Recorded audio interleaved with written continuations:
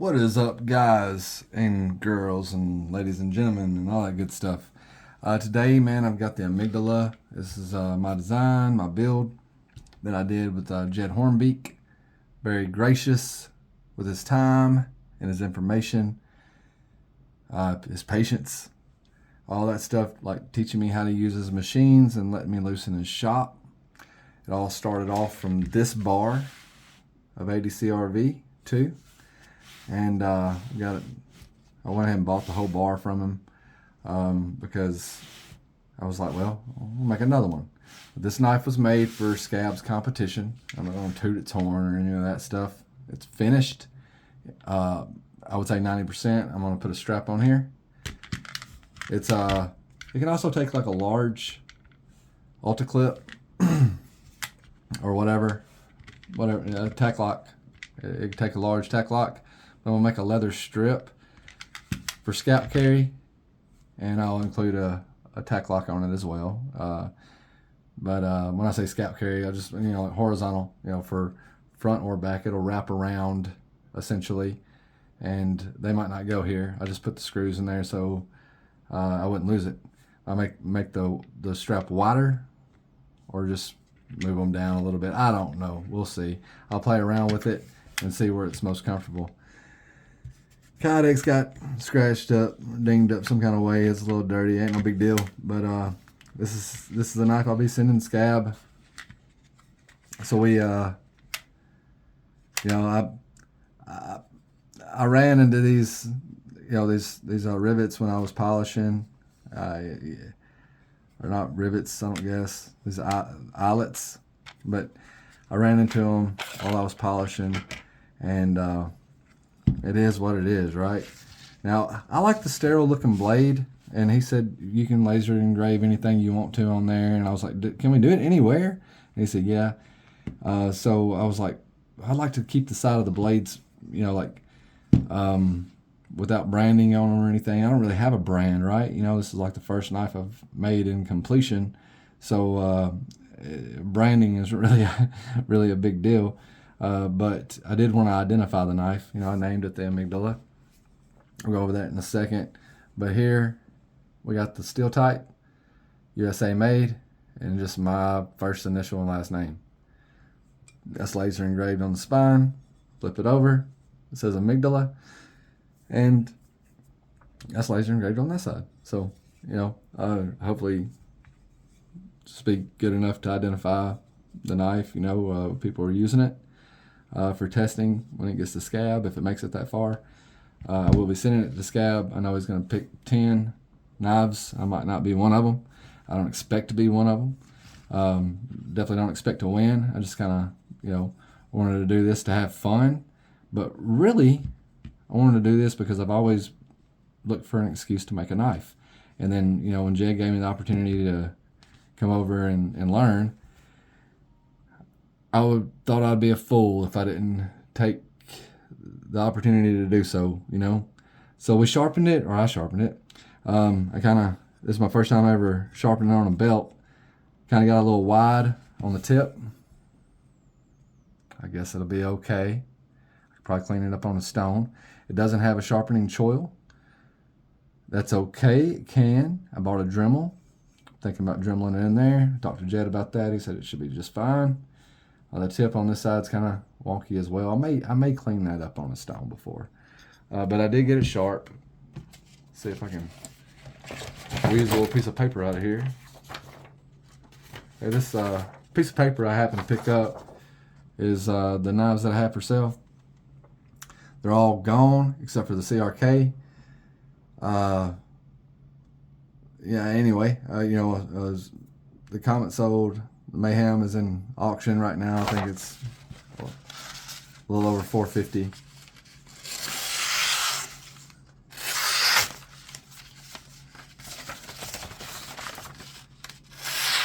But it's cutting. I'm confident in that it'll do what it needs to. It does have a working edge, so it's not a high polish edge or anything. I'm not gonna high polish the edge. It's ADCRV2. It'll do much better with a toothy edge than it will a mirror finish. it'll hold the edge longer with the toothy edge than it will a mirror finish. And I don't know what all it's going to go through. So main prerogative is just hoping it can do some chopping, which I kind of designed it in the handle. So like it don't slip out of your hand. It's got some texture there on the handle. That's milling. And in my opinion, it feels good, but I kind of base it around my hand. So that's that, your mileage may vary. Added the choke up. Got a little bit sticking out the back for precision work. I skipped jimping on this model. My other two knives that I made, I did put jimping in, but this knife, when I was making the decision, it don't take long to put jimping in, and I was like, man, I like the way that ramp feels without jimping. Like I may be wrong, but it felt good to me, and I was like, I don't want to screw that up. So I skipped the jimping on that. So we skipped that process on this knife, and I'm glad I did, but I'm not sure about the people who will be testing it. Jed did, he advised me to put jimping on there. He said I like to put jimping on everything, and jimping is something I look forward to as well. But jimping is one of those things that you can't please everybody, and there's several knives that I have that don't have any jimping at all that I like just fine. In fact, some of my favorite fixed blades don't have any jimping on it, and that was part of the process whenever I was debating as well. I was like, the Work Tough Gear Famine doesn't have any jimping on it. The Sylvanus does, but it's like so far up the blade, it's just like one little nacho, and that's really for what? Picking up a pot off of a campfire or something like that. A lot of the knives that I have that I use on a regular basis don't really have jimping. So I'm okay with skipping the jimping myself. But all right, so I use T25 hardware. This just screws on, so the handle's gonna be taken off and replaced if so be desired. I'll probably Loctite those. They don't have any Loctite in them right now, so I'll Loctite those. We did a bead blast and a stone wash all the way around, even bead blasted and stone washed the handle as well. And yeah, I'm thinking about taking the Dremel and adding a sharpening choil. That's it though, and I'm kind of scared of that. I'm kind of scared to do that, to be honest, because it's fine the way it is. But you can see, like on the belt, I didn't get the edge sharpened all the way down to the plunge, and which would be easier to sharpen it all the way to the plunge than it would be to add a sharpening choil, I guess. But it was I tried to do it, I tracked the belt several times to attempt to do it, and this is about as far as I could get down, no matter what I was doing. So next build, hopefully it'll be better. I don't know how it'll turn out, but this is it, man. I just wanted to show you guys. I am proud of it because it's complete, and I like the way it feels in hand and stuff. I'm not trying to of course I don't have any for sale or anything. There's nothing, this is a 101 type thing. So I'm gonna make another one because out of this blade stock here, because this one's gonna be gone until Blade Show Atlanta.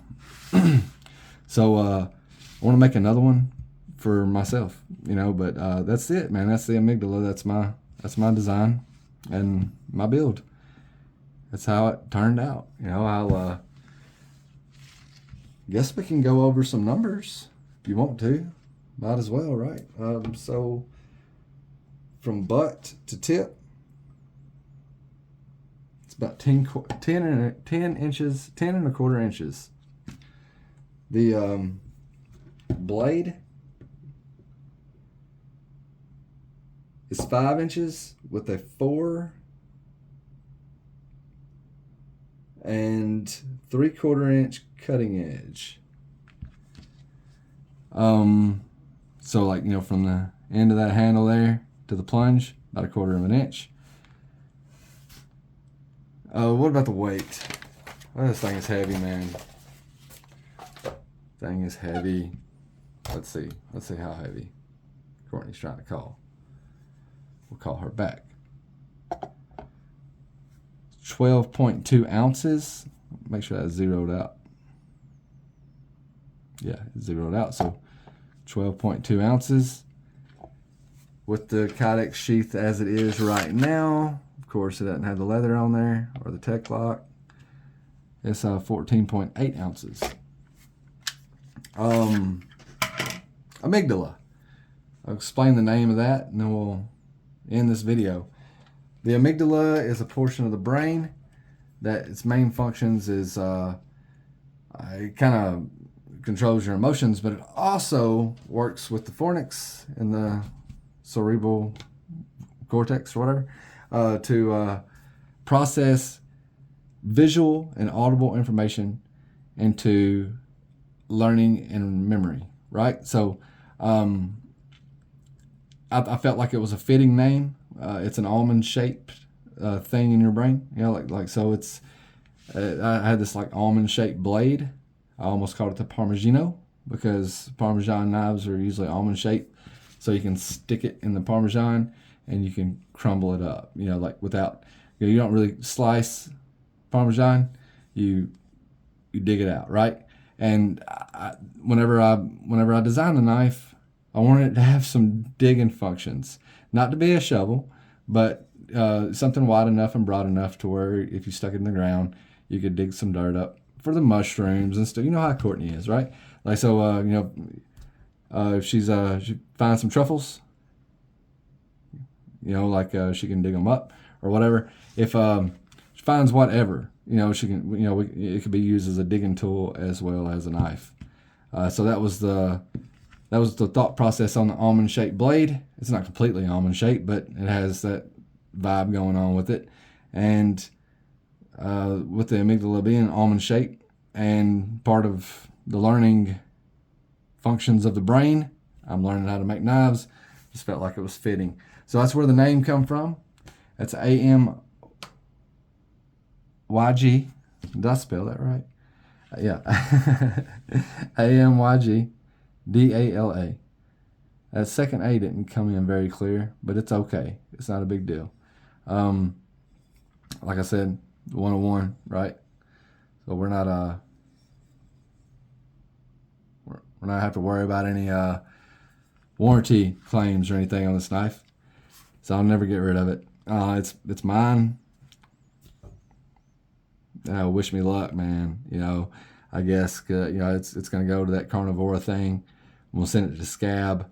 Scab's going to pass it around to Blackie and God knows who else. I can't even remember who all the judges are. If it makes it into that stage of the competition, the Carnivora may lay their eyes on it.